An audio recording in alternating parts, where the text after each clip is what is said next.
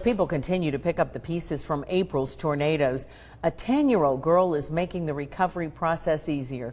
Channel 3's Caroline Corrigan found out how she raised thousands of dollars through a virtual lemonade stand. If you drive through the East Brainerd community, more than a month after an EF3 tornado, it remains a site of destruction. On Shallowford Road, Grace Baptist Academy was destroyed. 10-year-old Caroline Connect is a fourth grader there. When she learned some of her friends had their homes destroyed in this storm, she wanted to help. I just knew that they just had all their things gone, and I would just feel horrible. I feel horrible for them, and I know I would be upset if that happened to me.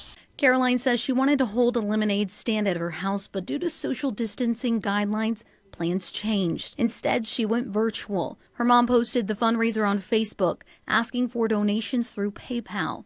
If they wanted lemonade, we would deliver it to their house, and we would deliver how many ever they wanted. Her original goal was about $500, but donations started pouring in. In just one weekend, she raised $5,000. I was just super excited, and I just felt like they just needed that, and that God just wanted me to do that. The money raised will be distributed to 2 families impacted by April's tornado. Reporting in Chattanooga, Caroline Corrigan, Channel 3 Eyewitness News.